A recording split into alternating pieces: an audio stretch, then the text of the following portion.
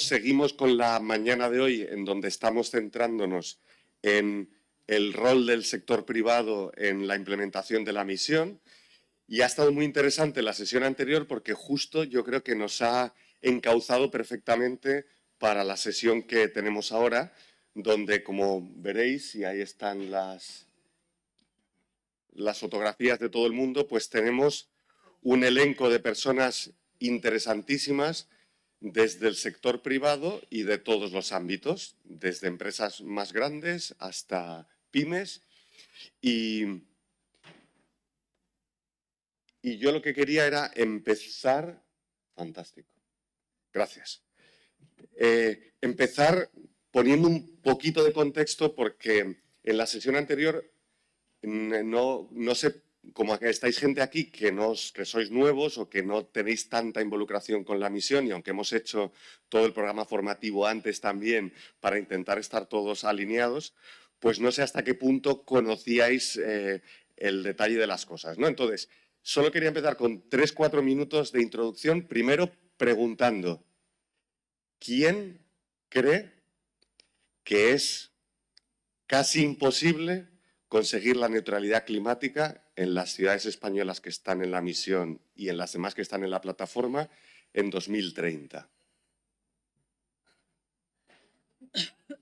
Bien. Perfecto. ¿Quién sí cree que es posible? Bueno, bien. Esto era lo esperable.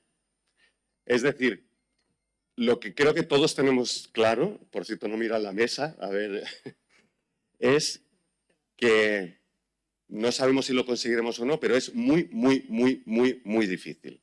La mayoría pensáis que es imposible, algunos somos unos utópicos, entre los que me incluyo, y creemos que es posible, pero lo que creo que está claro es que aun los poquitos que habéis levantado la mano pensando que es posible, creo que todos somos conscientes de que es muy difícil. Y lo que creo que todos tenemos claro es que las ciudades, los ayuntamientos solos no podemos. Y que, como se ha dicho antes en la mesa, y lo ha dicho Ángela con el caso de Valladolid, donde, por ejemplo, en ese caso, decía que solo el 15% de la inversión es del ayuntamiento, el resto es privada. Por tanto, lo que está clarísimo es que esto, desde luego, no va a suceder si el sector privado no se involucra. Yo creo que eso lo tenemos todos claro. Será más o menos difícil, o será imposible o no, pero si en el sector privado es imposible. Eso seguro. Partiendo de ahí, por eso tenemos esta mesa.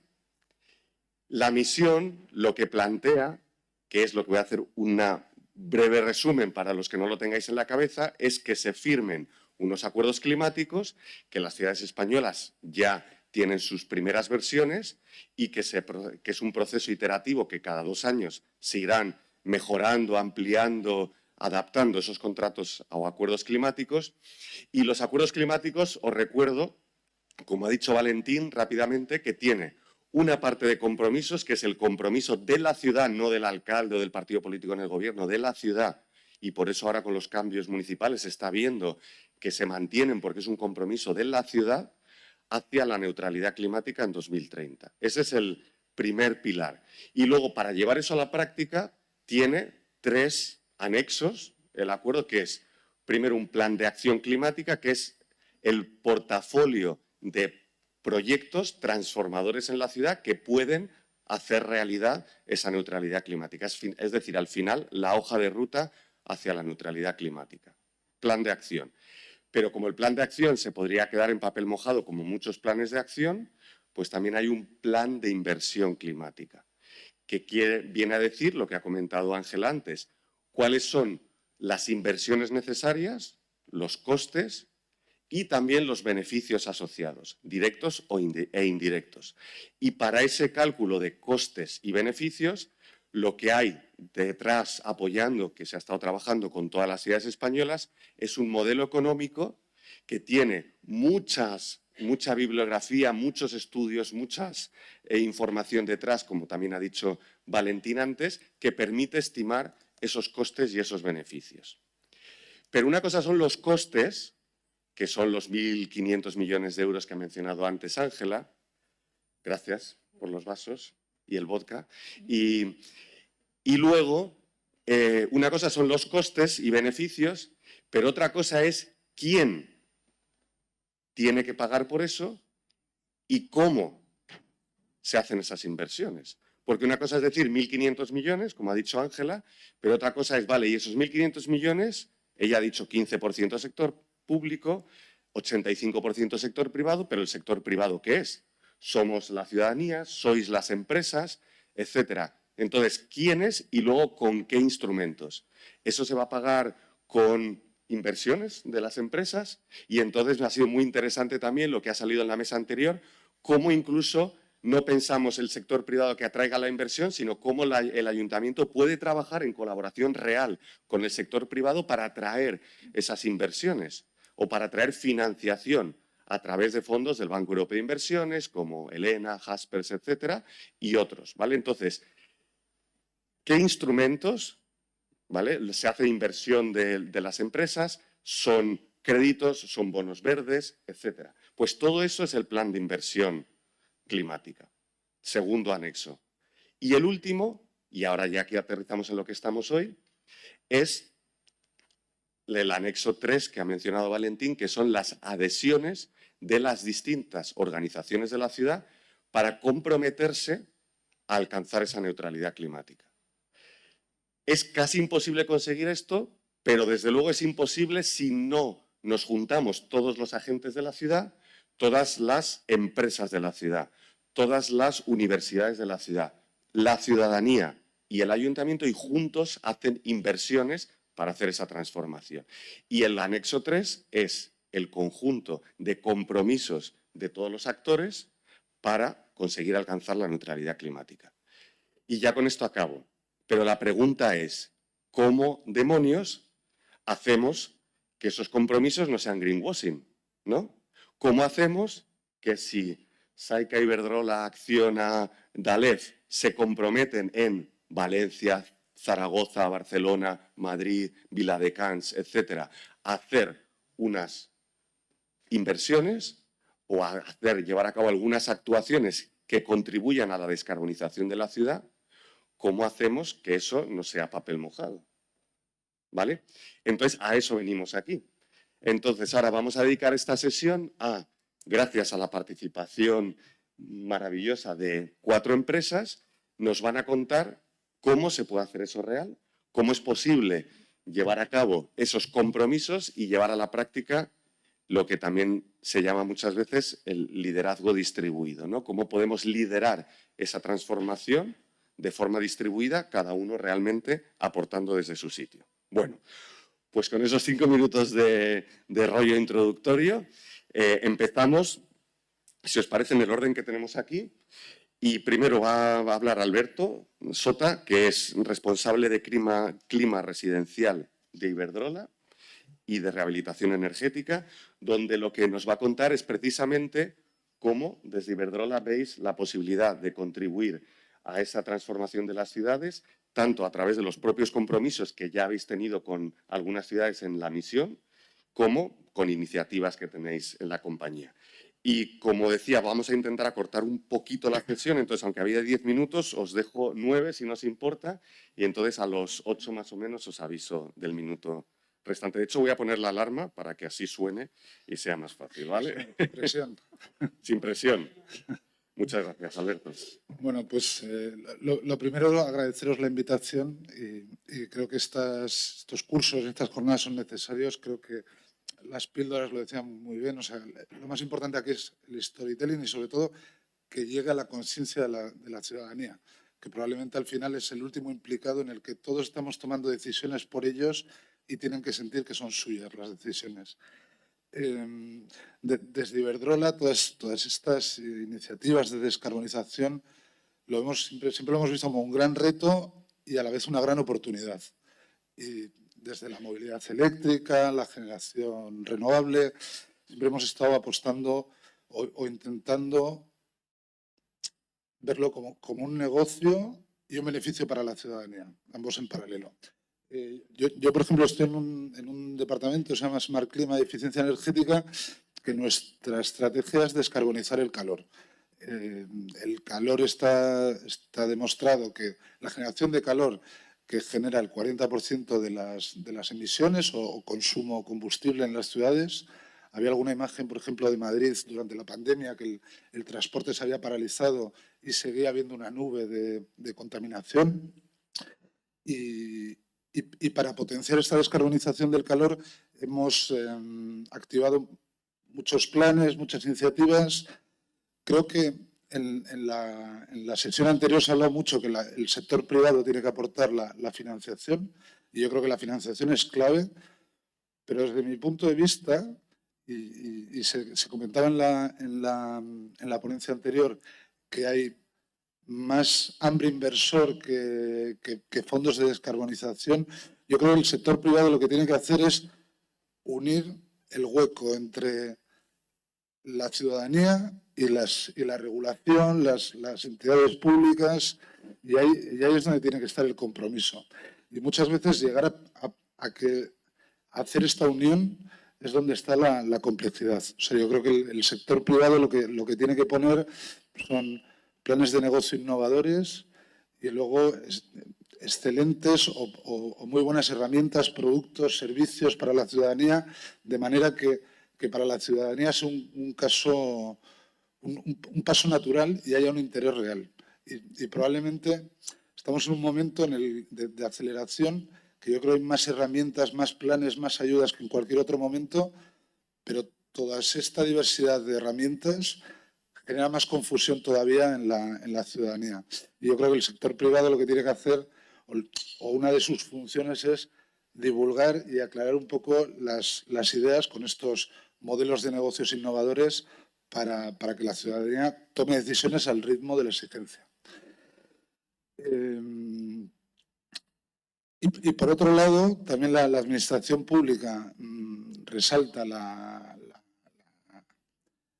carencia de personal, de medios, y yo creo que al final son las dos funciones las que tiene que rellenar el sector público. O sea, por un lado, ayudar a la administración pública a escalar estas acciones, y por otro lado, ayudar a la ciudadanía a tomar decisiones tempranas, ayudándole con buenas herramientas. Eso es todo muy teórico, pero luego el día a día, yo por ejemplo, desde hace 2 años estoy muy implicado en lo que es la rehabilitación energética, muy apoyada en el Real Decreto 853, que realmente es una súper herramienta para la sociedad, para la ciudadanía. O sea, la intensidad de las ayudas es brutal. Y en los últimos 2 años hemos vivido un poco de todo. O sea, expectativas gigantes, alegría desmesurada. De repente se ha saturado todo, ya sea la administración, el mercado, la falta de... Las expectativas han caído y esto va muy rápido. Esto va muy rápido. O sea, el 853 dicta que si una comunidad autónoma, porque en España se administra por comunidades autónomas, no llega a su objetivo, automáticamente se le pasa al lado. Entonces, esta competición tampoco ayuda a que la ciudadanía llegue a entenderlo, tome una decisión y dé el paso. Y yo creo que el gran trabajo del sector privado es llegar a sincronizar esto. O sea, el ser capaz de hacer una propuesta de valor a la ciudadanía y la ciudadanía toma una decisión en plazo al ritmo del objetivo, que sigue siendo muy teórico. Pero yo, por ejemplo, últimamente me toca ir a muchas juntas de comunidades de propietarios y las decisiones son complejas. O el poner de acuerdo una decisión de vamos a hacer un proyecto de 2, 3, 5 millones de euros para rehabilitar fachada, para descarbonizar la generación térmica. Al final, el cómo lo proponga el presidente de la comunidad, el arquitecto esté involucrado en el proyecto, el producto financiero que se le ofrezca a la comunidad puede hacer que la decisión se tome en 5 segundos o en 10 años. Y, por ejemplo, un caso que cuento últimamente, porque ha sido muy curioso, nosotros en Bilbao tenemos un proyecto muy grande, son 400 viviendas, 400 vecinos que se han puesto de acuerdo para hacer una rehabilitación energética. Han estado trabajando 2 años en convencer en un barrio, porque luego a todo esto hay que añadirle el perfil demográfico de cada sitio, las diferencias de edad, diferencias económicas. Entonces, esto era un proyecto relativamente grande, 400 viviendas, una comisión de obras que ha estado trabajando propia de la comunidad durante 2 años, informando, alineando ideas, comunicando. El mismo día que hicieron la junta en la que decidieron que sí, el gobierno vasco cerró la convocatoria por exceso de solicitudes. Esta es un poco la realidad.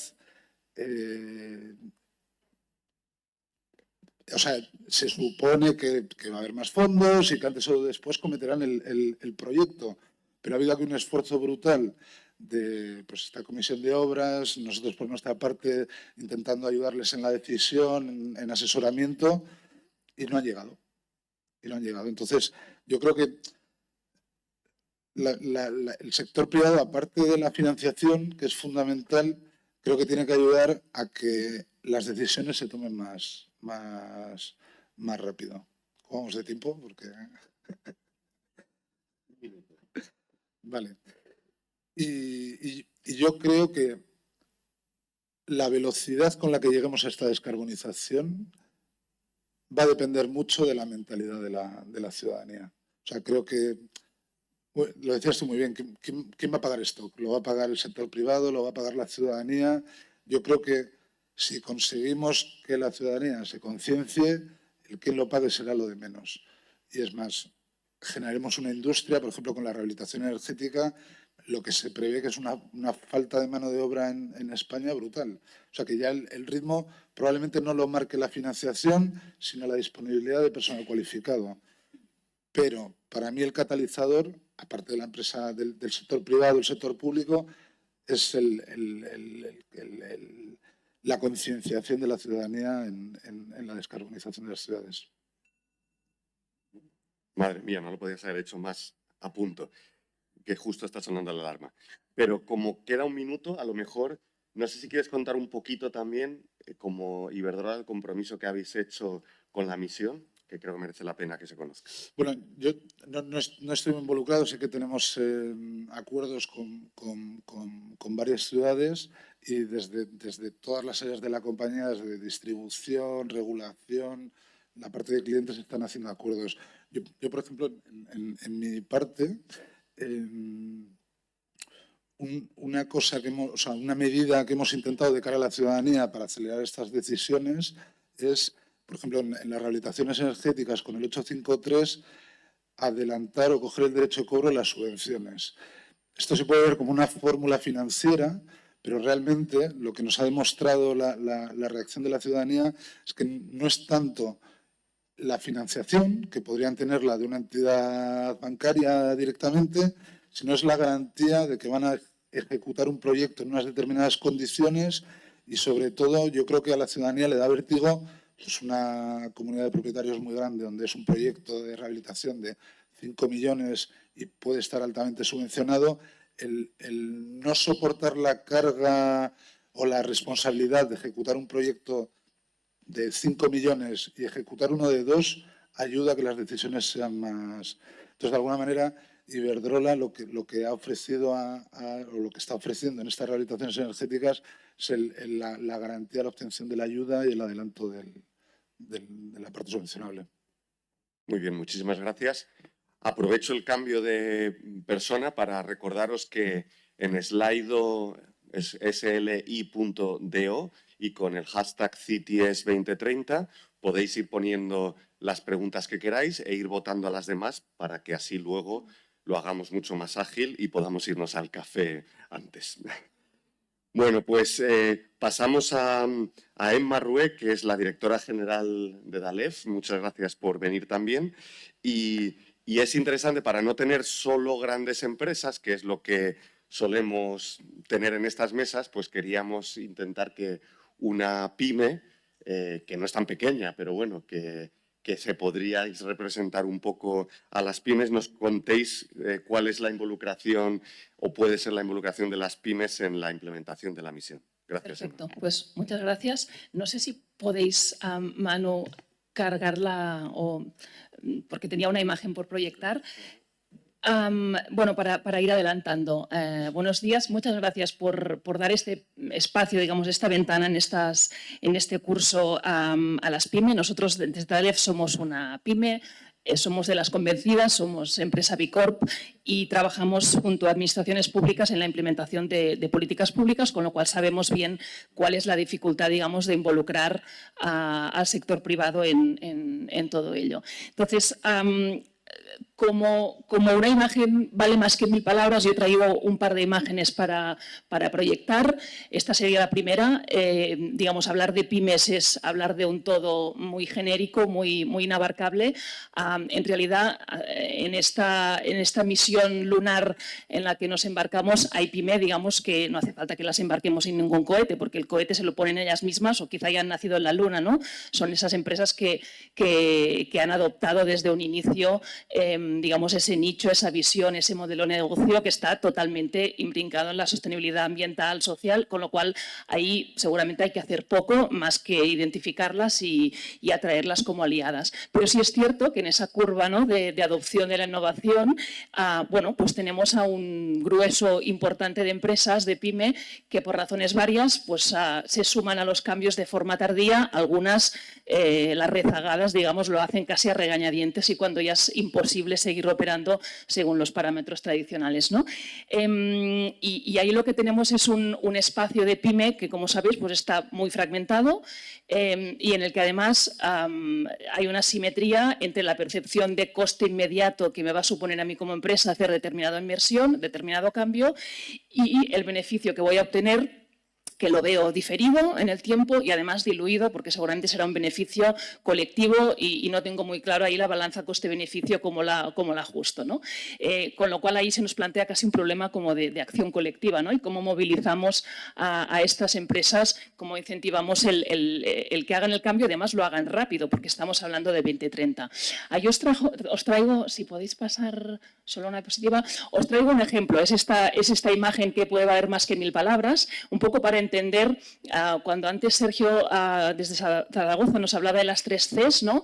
Pues podemos entender, nos ayuda un poquito a entender cómo se dan, digamos, esta cadena de acciones, de decisiones, que ya sea bajo coacción, convencimiento, digamos, por una de las Cs, acaben determinando que las empresas se sumen a la misión, se suban al cohete, ¿no? Esto es una imagen que sale de un estudio que hacemos en DALEF desde el 2007, es para la Agencia de Residuos de Cataluña, que en 2007 se planteó un objetivo ambicioso de reducción de las bolsas de plástico de un solo uso distribuidas por el comercio en Cataluña. Y afuera comercio, digamos, de pequeño formato o grandes superficies, supermercados, hipermercados, grandes almacenes.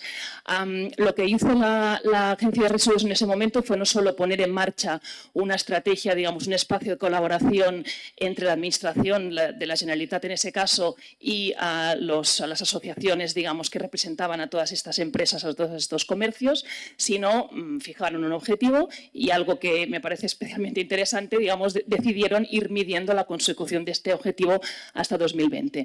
Y aquí lo que se ve, si veis la línea azul, que esta es la caída, digamos, la evolución que ha sufrido la distribución, el reparto, ¿no? el consumo per cápita anual de bolsas de plástico de un solo uso.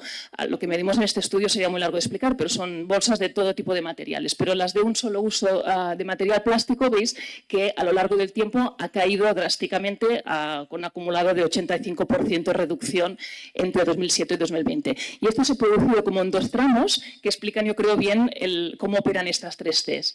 En un primer momento veis una primera reducción significativa. Esto es la reducción que sigue, digamos, 2007 es línea base y ahí sigue un espacio, digamos, voluntario de adhesión, básicamente de las grandes empresas, de las grandes marcas, que en un momento dado, bueno, pues se dan cuenta de que hay ahí algún tipo de conveniencia en reducir la entrega de bolsas de plástico, ¿no?, en el lineal de caja. Entonces, hay un factor de ahorro probablemente, pero también hay un factor de concienciación de la opinión pública y de los consumidores y empiezan a introducir el pago por bolsa. o introducir otros formatos de bolsa que entregan. Ahí prácticamente hay muy pocos pequeños comercios implicados. Sí habría algunos de estos que ya nacieron en la luna, ¿no? Y que venden producto ecológico y que ya están como muy... Pero prácticamente el pequeño comercio no hace nada y en realidad los grandes operadores se van sumando poco a poco y de alguna forma seguramente la publicación de un estudio como este y el hacerlo en un marco, digamos, de colaboración con la Administración, en un espacio, en un pacto en el que anualmente se reúnen, etcétera, y se publican cifras, obviamente no con nombres y apellidos, pero sí cifras, bueno, pues ayuda, ¿no?, a que las grandes rezagadas, pues fueran ya aplicando políticas. Vemos en medio simplemente un efecto posiblemente externo, ¿no? Hubo aquí un bache importante, en el consumo de las familias vinculado a la crisis, que, digamos, reduce el consumo de bolsas porque tristemente se reduce el consumo, tristemente o no, pero quiero decir que se reduce y hay un impacto muy directo, ¿no?, en la facturación de los comercios y luego una recuperación que viene con un poco la salida de la crisis y luego lo que vemos es una caída de nuevo muy relevante, como en dos tramos.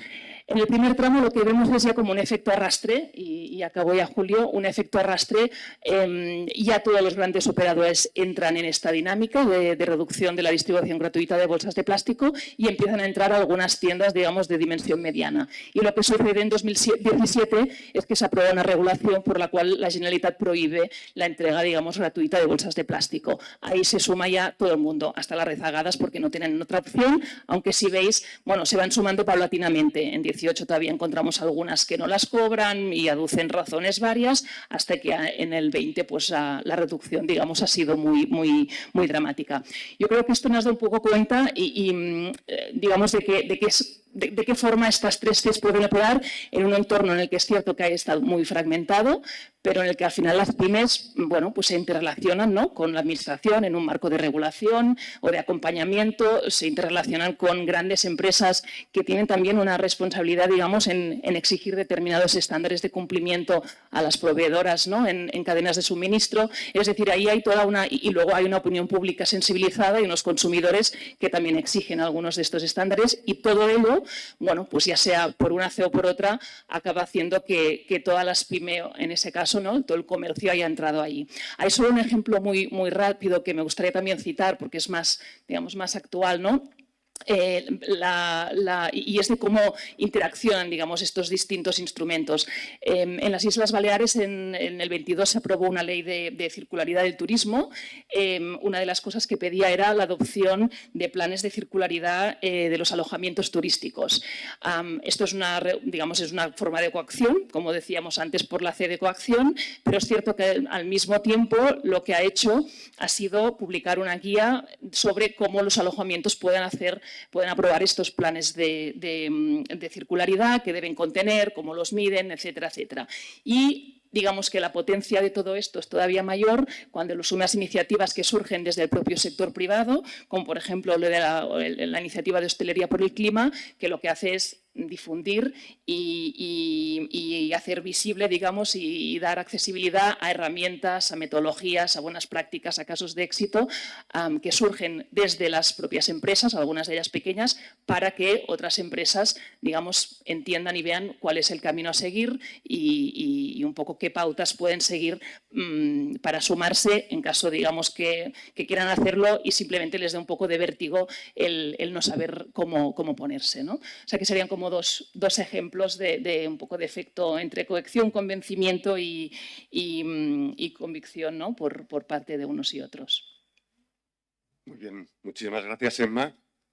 Más recordatorio, ahora con la tarjeta de embarque, acordaros a través del QR que hay en el medio, de ir haciendo preguntas y votando las que os parezcan más interesantes para poder luego tener una discusión más eficiente. Bueno, pues muchísimas gracias, Emma. Y ahora pasamos a Teresa Sancho, que es la directora de Calidad y Medio Ambiente del Grupo SAICA, que viene, como ha dicho antes Sergio, en el equipo Zaragoza, ¿no? Y entonces aquí es maravilloso ver que la Administración trabaja codo con una empresa y es muy interesante, bueno, trabaja con muchas, no solo con SAICA, sí. pero es maravilloso tenerte aquí y nos vas a contar un poco el plan de economía circular que tiene que ver con las iniciativas de la ciudad. Gracias. muchas gracias a vosotros. Gracias al Ayuntamiento de Zaragoza por haber contado con SAICA y a la organización. Creemos que SAICA tiene una historia que contar. Yo vengo un poco a dar unas breves pinceladas y, bueno, como presentación diré que SAICA es el acrónimo de Sociedad Anónima Industrias Celulósicas Aragonesas. Nació, hemos cumplido ya 80 años. Perdón.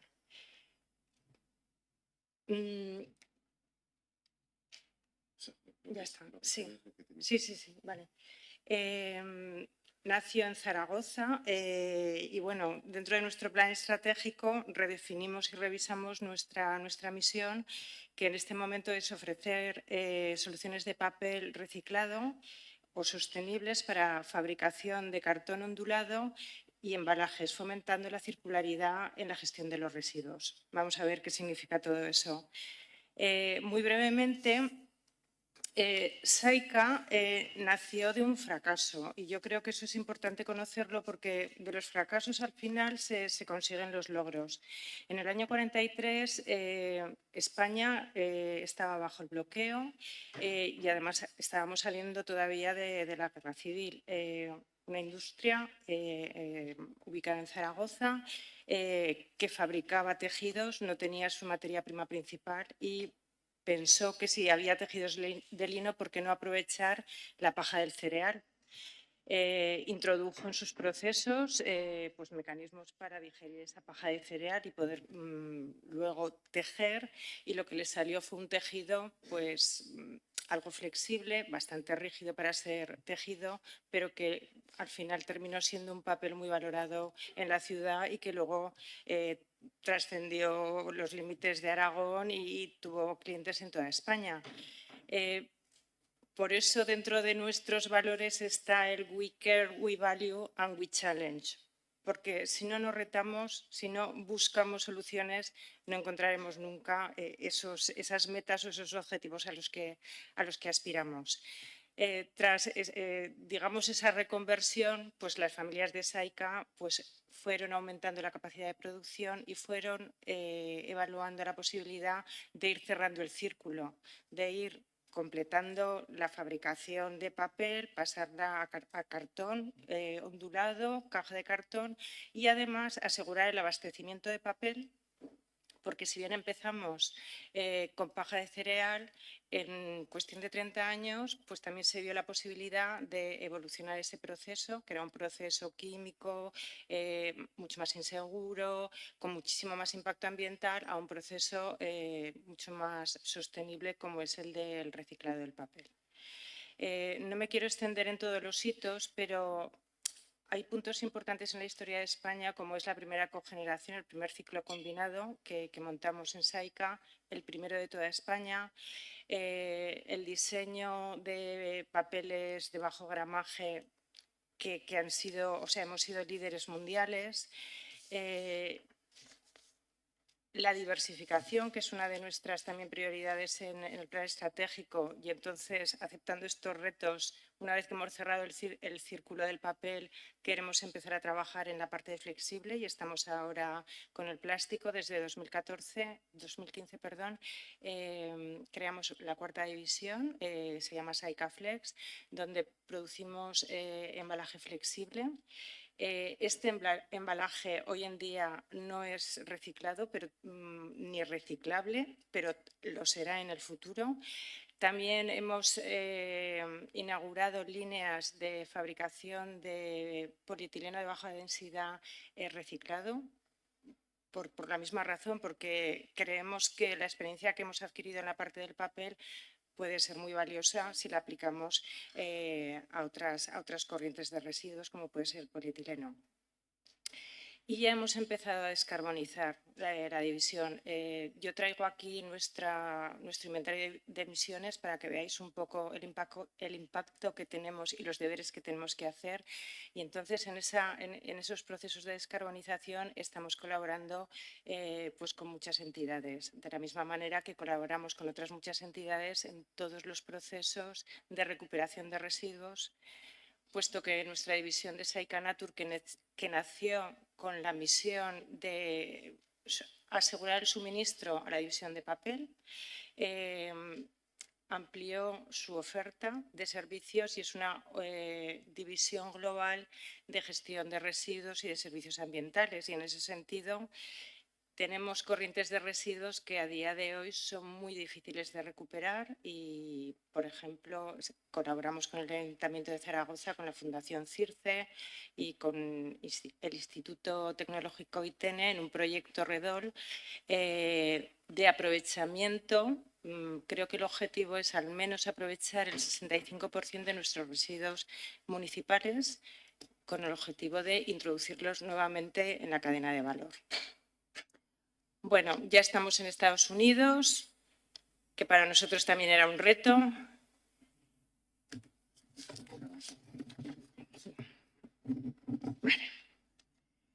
Y bueno, esta es una foto global de la empresa en este momento. Pues sí, hace 80 años éramos una única fábrica de papel, ahora somos 106 fábricas en 11 países, donde todo lo que es el papel es papel reciclado. Fabricamos más de 3 millones de toneladas de papel reciclado, lo cual nos obliga a recuperar e introducir en nuestras plantas más de 3,6 millones de toneladas de papel para reciclar.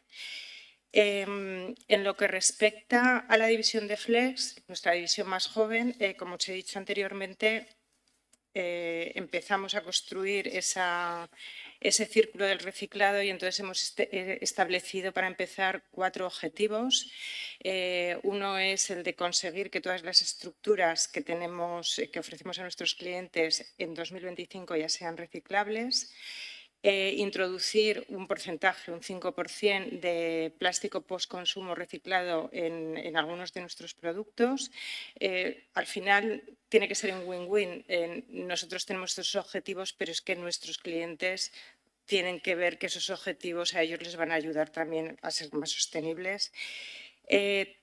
De la misma manera que fuimos líderes en la reducción de gramajes en papel, queremos hacer lo mismo en la parte de embalaje flexible de plástico y nos hemos fijado un objetivo de reducir el 20% nuestros gramajes para 2025.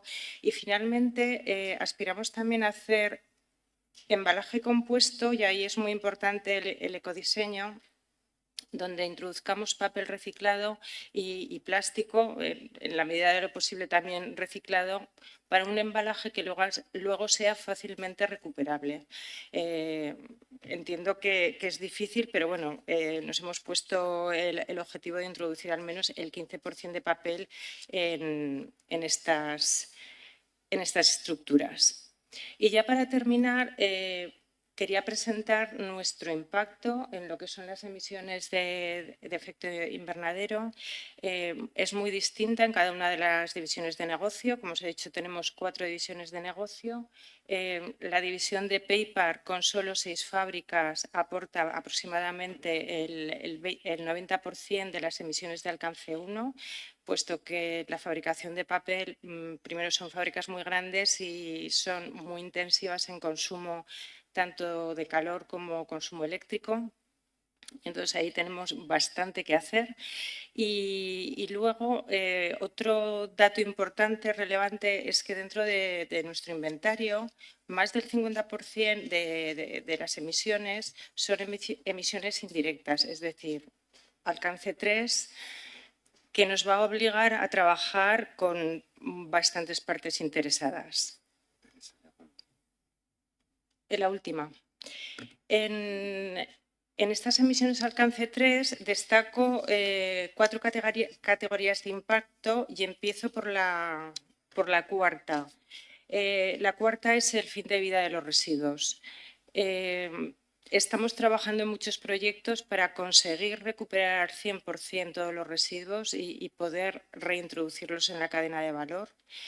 La tercera, más importante, tiene que ver con el transporte tanto aguas arriba como aguas abajo de nuestros procesos.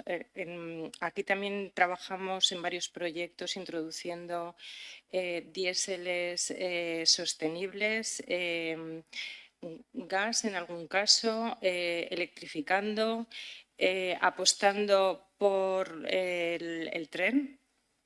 Este año nuestro objetivo de transporte de mercancías por tren supera las 700.000 toneladas. Bueno, para terminar, lo que necesitamos es trabajar con todos nuestros proveedores cara a disminuir ese gran impacto que tienen todas nuestras materias primas o los servicios que se realizan para que nosotros podamos conseguir pues, nuestros productos o los servicios que ofrecemos. SAICA se ha adherido a la iniciativa Science-Based Target, con lo cual tenemos que presentar a final de este año un plan de descarbonización. Ya hemos iniciado, digamos, el plan de descarbonización en la división de PAC, de PAPER está bastante avanzado, pero bueno, tenemos que dar una visión global de toda la compañía y bueno, lo veréis porque tiene que ser público y verificado. Con lo cual, queremos demostrar que el compromiso es cierto y que yo creo que todas las partes ganaremos. Muy bien, muchísimas gracias, Teresa.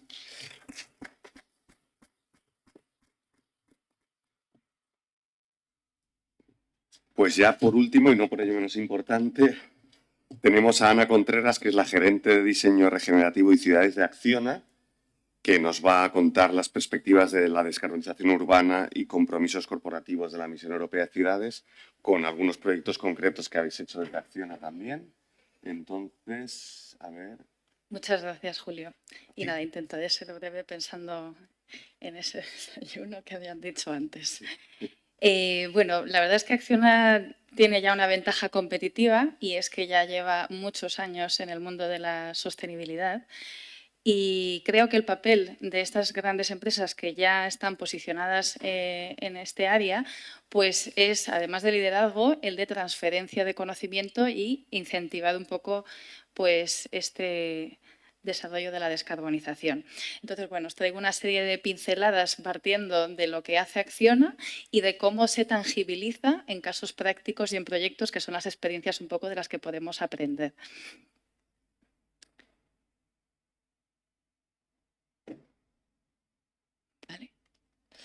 Entonces, vamos a ver un poco el concepto de diseño regenerativo, que es un poco el paradigma de las infraestructuras del futuro, más allá de la sostenibilidad.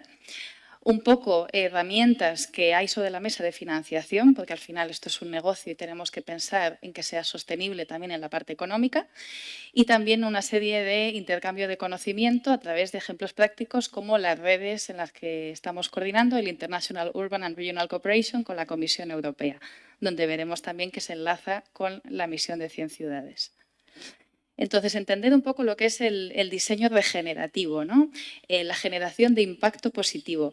Aquí es fundamental la conexión con el contexto.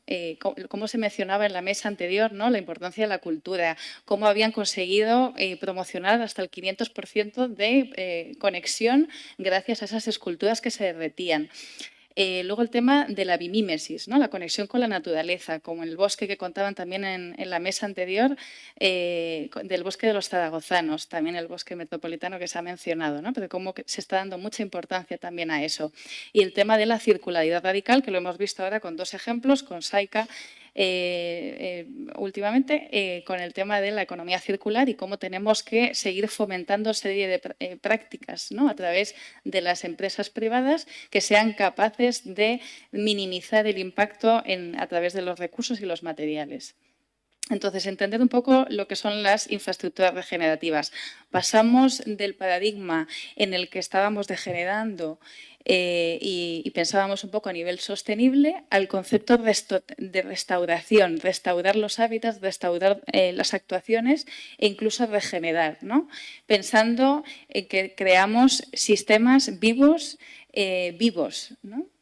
Y basados también en patterns, ¿no? Que nos ayuden a promocionarlo.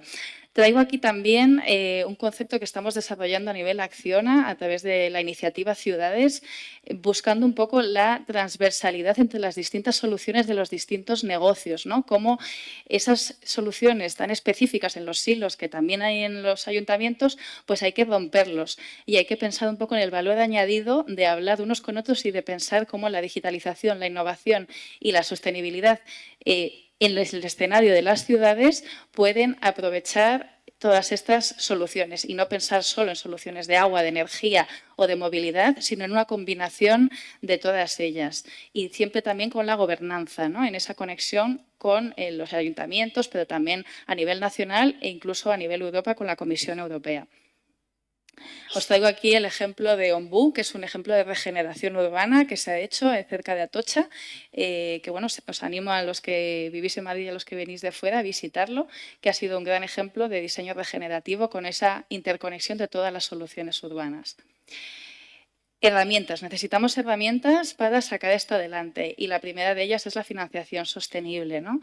El alineamiento con la taxonomía europea, que nos está costando a todos mucho, pero creo que poco a poco pues, se está aterrizando. Y cómo, a través, ¿qué es lo que está haciendo Acciona? ¿No? Pues buscar un marco en el que, con una serie de KPIs y con unos objetivos, tangibilice esa taxonomía, no solo frenando los alcances 1 y 2, sino también el alcance 3, que ahora veremos un ejemplo práctico para desarrollarlo. Y todo con total transparencia, con un sistema verificado, auditado, de manera que se puede contar y reportar de manera pública. Os traigo aquí 2 ejemplos de financiación sostenible. El canal de Fargo, que ha sido un primer ejemplo en Estados Unidos de adaptación al cambio climático, con cómo se ha sacado el canal de agua que atravesaba Fargo y se ha hecho un poco lo que se hizo en Valencia hace muchos años, ¿no? Es un poco el mismo concepto.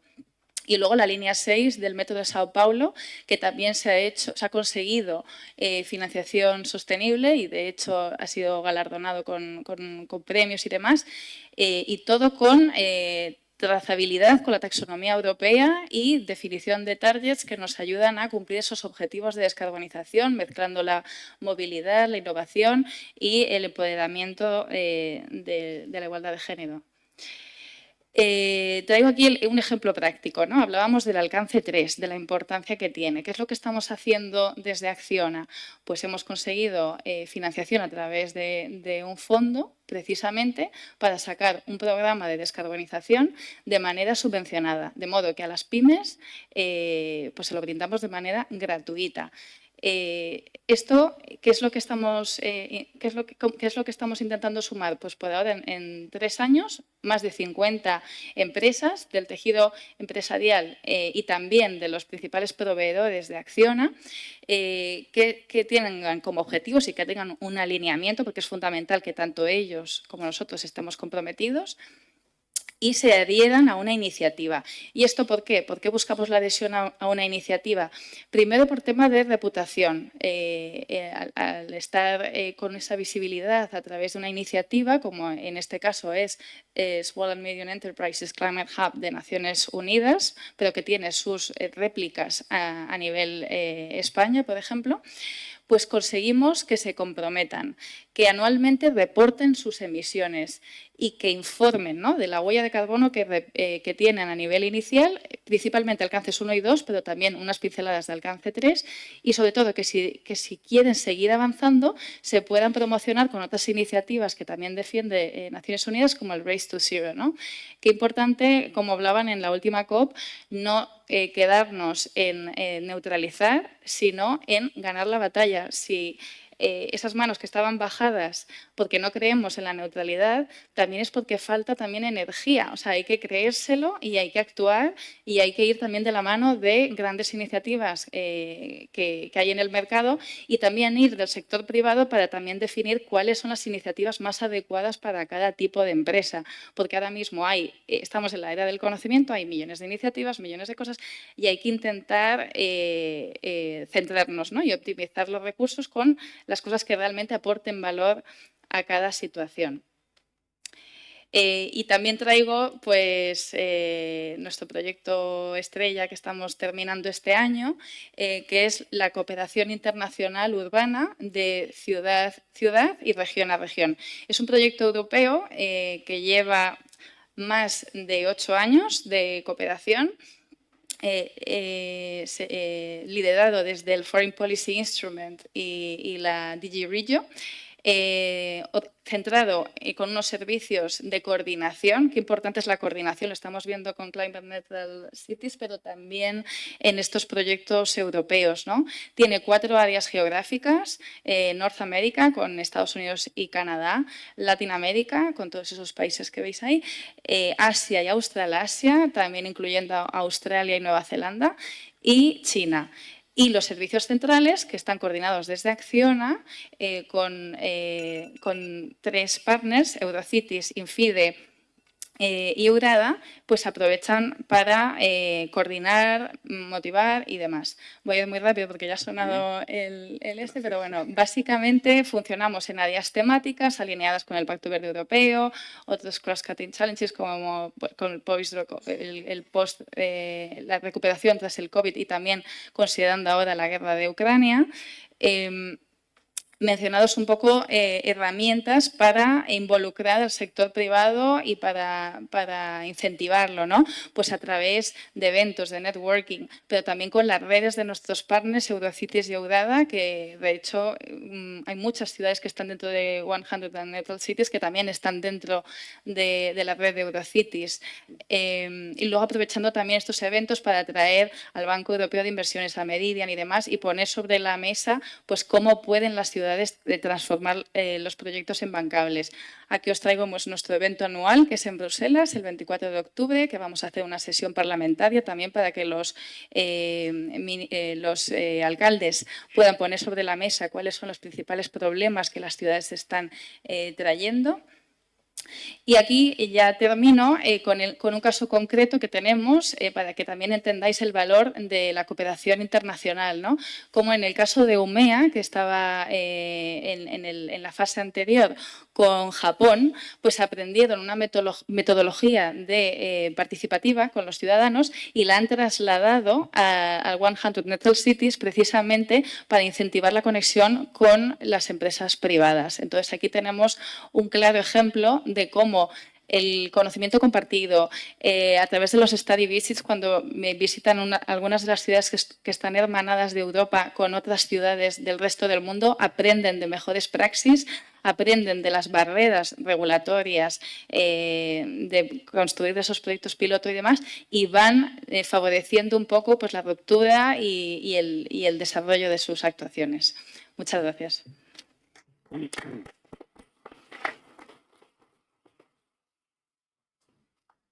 Bueno, pues muchísimas gracias a todas y todos por las presentaciones. Y ahora tenemos una serie de preguntas, pero antes quería intentar conectar un poco lo que habéis ido contando, que es muy interesante y son muchas cosas, no es fácil, pero bueno, yo creo que nos queda claro que sin vosotros, sin el sector privado, no podrá salir la misión adelante, es imposible. Y lo que es un reto, quizá, es, por una parte, cómo hacer que la involucración no sea, si queréis, de pega, ¿no? O no sea de greenwashing o de responsabilidad social tradicional o convencional, sino sea de negocio. O sea, cómo podéis las organizaciones contribuir realmente con vuestra actividad a que esto funcione, y hemos tenido algunos ejemplos de eso interesante. Cómo además se puede hacer teniendo en cuenta que hay distintos niveles de involucración, y cómo podemos ir en función de cómo estén las empresas haciendo que esto sea masivo, y que es un poco la intervención que tenía Emma, ¿no? Es extrapolado no solo a las pymes, sino en general a cualquier organización, cómo hacer que ese cambio sea exponencial, que realmente lo hagamos esto de una manera que cambie el sistema y que cambie las ciudades. Y voy casi más trayendo preguntas, pero creo que nos puede ayudar a conectar. Luego, por otra parte, yo traería también de lo que has dicho, Alberto, y conectándolo con el día de ayer, que, como se decía desde el principio, la misión, si no es social, no será.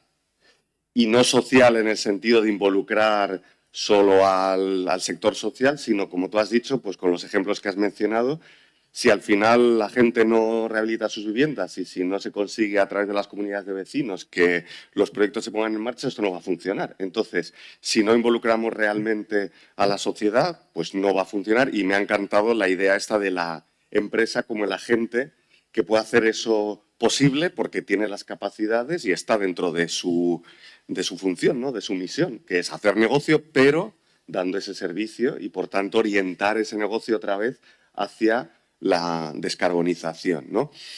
Y luego ya, retomando un poco lo que has dicho al final, aunque tú has mencionado todo esto, Ana, en tu intervención, yo creo, pero es muy interesante también cómo no hacerlo, además, solos, no solo las empresas, sino las ciudades también colaborando con estos ejemplos que has dicho al final y con lo que estamos haciendo aquí, ¿no? Y con la visión de regeneración de la ciudad, de manera que los proyectos que se hagan, las distintas empresas, colaboréis entre vosotros, que el portafolio de proyectos esté realmente conectado, etcétera, y que realmente eso lleve a la transformación de la ciudad. Entonces, bueno, con eso creo que más o menos resumimos lo que ha salido aquí hoy, ahora, y pasamos a unas preguntas breves, porque no tenemos mucho tiempo, pero empezamos por la más votada, que tiene que ver con esto, que dice, ¿están las empresas dispuestas a firmar un compromiso de reducción de sus emisiones de alcance 1 y 2 en más de un 80% para 2030, como han hecho las ciudades? Es decir, la neutralidad climática es esa reducción al menos del 80%. Estáis las empresas, creo que habéis ido mencionando ejemplos, pero no sé si alguno quiere decir cómo pensáis que puede haber ese compromiso real de neutralidad climática también de las empresas a 2030 para conseguir que esto sea posible. A ver, ¿queréis algo? ¿Empiezas, Ana? ¿Sí? Teresa. Vale. A ver, hablo por Saica, pero Saica sí que está comprometida. Lo que pasa es que nos tiene que acompañar la tecnología. Como he dicho anteriormente, alcance 1, el mayor impacto son las fábricas de papel. Estamos en los 3 países donde estamos implantados con proyectos. El más avanzado es Francia. Descarbonizamos la última planta francesa al año que viene, o sea, ya tenemos el proyecto aprobado. En el caso de Francia es biomasa la descarbonización y luego con el vapor que generamos autogeneramos nuestra energía eléctrica. Con lo cual prácticamente quemamos algo de los residuos de depuración del papel para reciclar porque se genera una pequeña cantidad, una pequeña corriente, pero descarbonizaríamos en torno al 90-95% nuestras 3 instalaciones francesas. En el caso del Reino Unido nos hemos adherido a 2 proyectos, uno es de hidrógeno verde, el otro es hidrógeno azul, pero el problema con el hidrógeno es que necesitamos renovar todas nuestras instalaciones de producción de vapor y energía eléctrica y estamos estudiándolo porque aún así hay empresas que te dicen que no te pueden diseñar la caldera que necesitas y a lo mejor tendríamos que abastecernos de 2 soluciones tecnológicas distintas. En el caso de España, pues bueno, estamos en un país donde a lo mejor la biomasa no es viable. Y entonces también estamos estudiando alternativas. Bueno, las tenemos todas encima de la mesa. La electricidad verde sería una, pero insisto, nuestras demandas son tales que por voluntad no queda. Es que necesitamos encontrar la solución tecnológica que haga viable la sustitución. Muchas gracias. Así que estáis dispuestos a hacer planes de descarbonización, como además habías mencionado en tu presentación, pero necesitáis la tecnología que depende del sector. Yo, en general, pese a ser ingeniero, creo que la tecnología ya está en la mayor parte de los casos y que es un problema más de implementación y social, pero a lo mejor en algunos sectores no. O sea, que interesante, habrá que conjugar la implementación con el desarrollo de tecnologías nuevas en algunos sectores. Ana.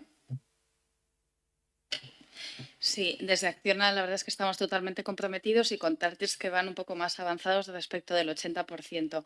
Es verdad que tenemos la ventaja de tener el sector energético, o sea, el negocio de Acciona Energía, que de por sí ya es bastante renovable y nos ayuda bastante a impulsar esto.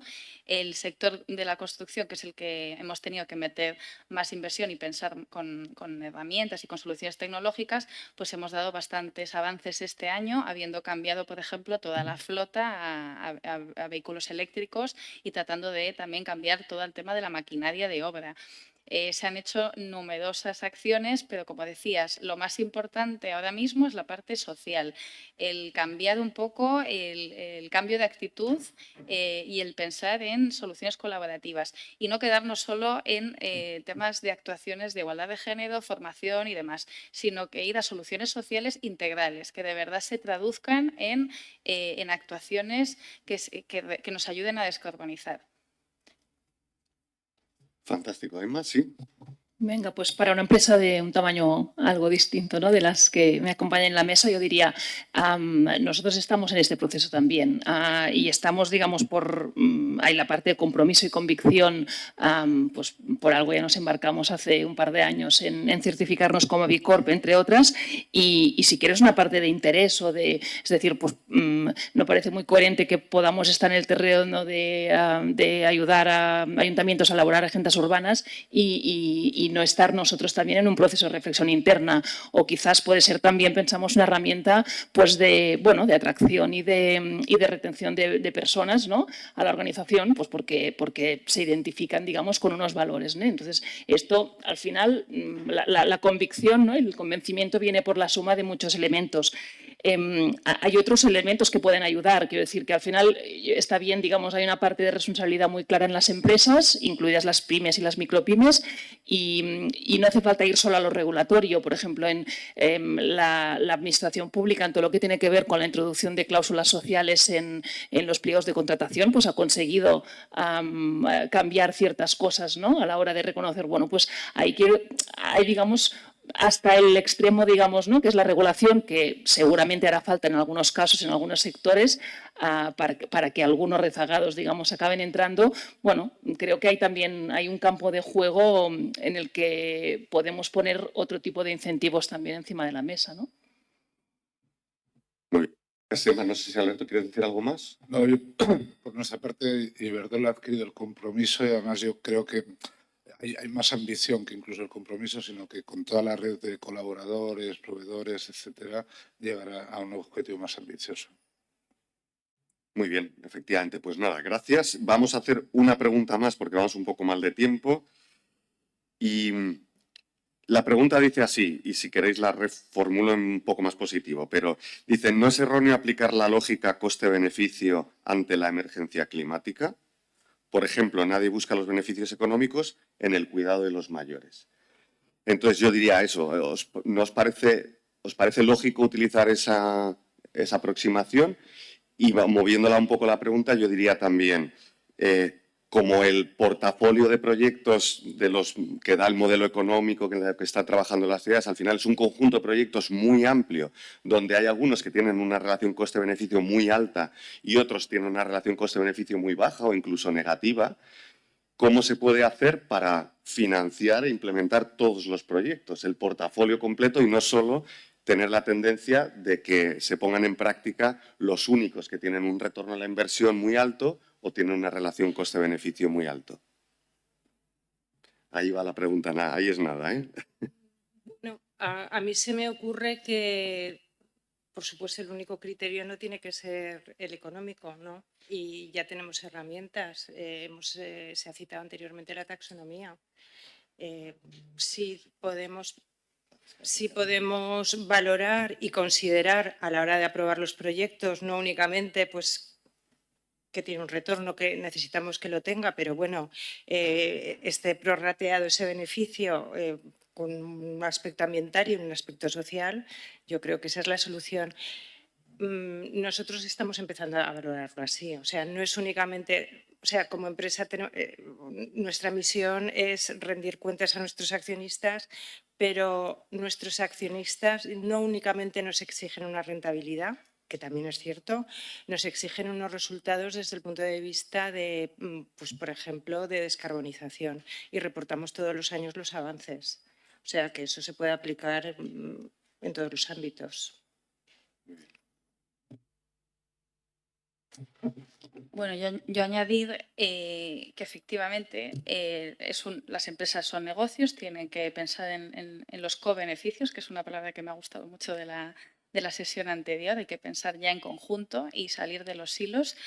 creo que Acciona, desde luego, lleva ya tangibilizando en distintos proyectos también esta realidad social a través de otras herramientas que también se han mencionado, como el tema de los patrocinios. Llega mucho, ya no solo a nivel coste, sino también know-how, o sea, retención de talento, que haya jóvenes, ¿no?, que quieran adherirse a las distintas empresas por la filosofía que hay detrás de ellas, por cómo hacen las cosas, por cómo reportan, por cómo son transparentes con las cosas que están haciendo. Y desde luego que ese también tiene que ser un pilar, ¿no? Mover también, o sea, el desarrollo sostenible piensa en las generaciones del futuro. Entonces tenemos que pensar en los mayores y en los niños que vienen después y son los que van a heredar este planeta. Entonces, obviamente, hay que pensar no solo en la parte económica, que es una parte del desarrollo sostenible, sino en las otras dos.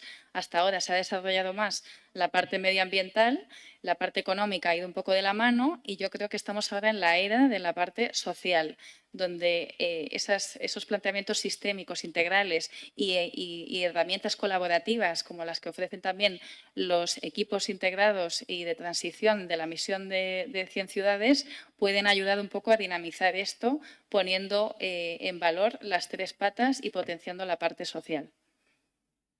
Muchas gracias, Ana. De hecho, simplemente por matizar que cuando se habla de beneficios y de cobeneficios, claro, ahí están también los beneficios sociales.